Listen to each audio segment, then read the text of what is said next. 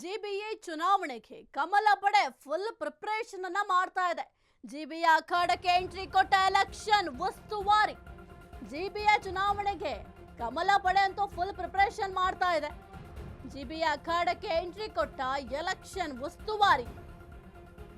ಬಿಜೆಪಿಯ ಜಿಬಿಎ ಚುನಾವಣಾ ಉಸ್ತುವಾರಿ ರಾಮ್ ಮಾಧವ್ ಉಸ್ತುವಾರಿ ಜೊತೆ ರಾಜ್ಯ ನಾಯಕರ ಬ್ಯಾಕ್ ಟು ಬ್ಯಾಕ್ ಮೀಟಿಂಗ್ಗಳು. ಬಿಜೆಪಿ ಶಾಸಕರು ಮತ್ತು ಸಂಸದರ ಜೊತೆ ರಾಮ್ ಮಾಧವ್ ಸಭೆ. ಆಡಳಿತ ಪಕ್ಷದ ತಂತ್ರಗಳಿಗೆ ಪ್ರತಿತಂತ್ರ ಹೂಡುವ ಬಗ್ಗೆ ಚರ್ಚೆ. ಸಭೆಯಲ್ಲಿ ವಿರೋಧ ಪಕ್ಷದ ನಾಯಕ ಆರ್ ಅಶೋಕ್, ಇನ್ನು ಛಲವಾದಿ ನಾರಾಯಣಸ್ವಾಮಿ ಸೇರಿ ಹಲವರು ಕೂಡ ಈ ಒಂದು ಸಭೆಯಲ್ಲಿ ಭಾಗಿ.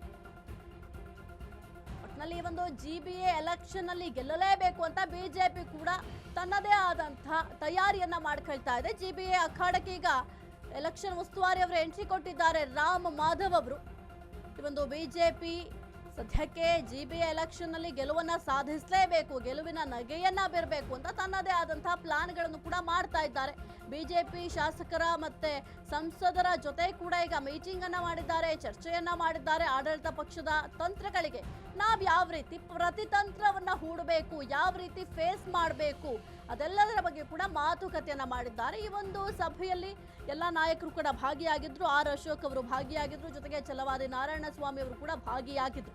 ಜಿಬಿಎ ಅಖಾಡಕ್ಕೆ ಈಗ ಬಿಜೆಪಿ ಅವರು ಕೂಡ ಸಕಲ ರೀತಿಯಲ್ಲೂ ಕೂಡ ಸಿದ್ಧತೆಯನ್ನ ಮಾಡ್ಕೊಳ್ತಾ ಇದ್ದಾರೆ. ಒಂದು ಕಡೆ ಕಾಂಗ್ರೆಸ್ನವರು ತನ್ನದೇ ಆದಂತಹ ತಂತ್ರಗಳನ್ನ ರೂಪಿಸ್ತಾ ಇದ್ದಾರೆ. ಆ ಒಂದು ತಂತ್ರಗಳಿಗೆ ನಮ್ಮ ಪ್ರತಿತಂತ್ರ ಯಾವ ರೀತಿ ಇರಬೇಕು ಅಂತ ಬಿಜೆಪಿ ಅವರು ತಮ್ಮದೇ ಆದಂತಹ ಪ್ಲಾನ್ಗಳನ್ನ ಮಾಡ್ಕೊಳ್ತಾ ಇದ್ದಾರೆ. ಜೊತೆಗೆ ಈ ಒಂದು ಎಲೆಕ್ಷನ್ ಯಾವ ರೀತಿ ಫೇಸ್ ಮಾಡಬೇಕು ಅದರ ಬಗ್ಗೆ ಕೂಡ ಉಸ್ತುವಾರಿಯ ಜೊತೆ ರಾಜ್ಯ ನಾಯಕರು ಬ್ಯಾಕ್ ಟು ಬ್ಯಾಕ್ ಸಭೆಗಳನ್ನ ಮಾಡಿದ್ದಾರೆ ಬಿಜೆಪಿಯಲ್ಲಿ.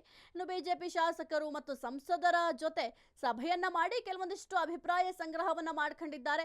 ಏನೇ ಆದ್ರೂ ಕೂಡ ಈ ಒಂದು ಜಿಬಿಎ ಎಲೆಕ್ಷನ್ ಅಲ್ಲಿ ನಾವು ಗೆಲುವನ್ನ ಸಾಧಿಸಬೇಕು, ಕಾಂಗ್ರೆಸ್ಗೆ ಈ ಒಂದು ಅಧಿಕಾರವನ್ನ ಬಿಟ್ಕೊಡಬಾರದು. ಹಾಗಾಗಿ ಯಾವ ರೀತಿ ನಾವು ಈ ಒಂದು ಎಲೆಕ್ಷನ್ ಅನ್ನ ಫೇಸ್ ಮಾಡಿದ್ರೆ ಗೆಲುವನ್ನ ಸಾಧಿಸಬಹುದು ಎಂಬ ವಿಚಾರಕ್ಕೆ ಸಂಬಂಧಪಟ್ಟಂತೆ ಬಹಳ ಚರ್ಚೆ ಮಾಡಿದ್ದಾರೆ. ಜೊತೆಗೆ ಇನ್ನು ಸದನದಲ್ಲೂ ಕೂಡ ನೀವು ಯಾವುದೇ ಎಲೆಕ್ಷನ್ ಮಾಡಿದ್ರು ಪರವಾಗಿಲ್ಲ, ಬ್ಯಾಲೆಟ್ ಪೇಪರ್ ಆದ್ರೂ ಓಕೆ ಅಥವಾ ಇವಿಎಂ ಆದ್ರೂ ಓಕೆ ಅಂತ ಕೂಡ ಹೇಳಿದ್ರು. ಅದರ ಜೊತೆಗೆ ಈಗ ಈ ಒಂದು ಜಿಬಿಎ ಎಲೆಕ್ಷನ್ ಅಲ್ಲಿ ಬ್ಯಾಲೆಟ್ ಪೇಪರ್ ಯೂಸ್ ಮಾಡ್ತಾರಾ ಅಥವಾ ಏನಾದರೂ ಇವಿಎಂ ಬಳಕೆ ಮಾಡ್ತಾರಂತ ನೋಡಬೇಕಾಗುತ್ತೆ. ಸದ್ಯಕ್ಕಂತೂ ಕಾಂಗ್ರೆಸ್ ಸರ್ಕಾರ ಈ ಒಂದು ಬ್ಯಾಲೆಟ್ ಪೇಪರ್ ಬಳಕೆ ಮಾಡಲಿಕ್ಕೆ ನಿರ್ಧಾರ ಕೂಡ ಮಾಡಿದೆ.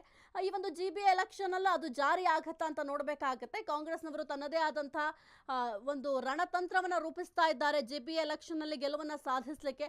ಅದೇ ರೀತಿಯಲ್ಲಿ ಬಿಜೆಪಿಯವರು ಕೂಡ ತಮ್ಮದೇ ಆದಂತಹ ತಂತ್ರ ಪ್ರತಿತಂತ್ರ ಎಲ್ಲವನ್ನು ಕೂಡ ರೂಪಿಸ್ತಾ ಇದ್ದಾರೆ.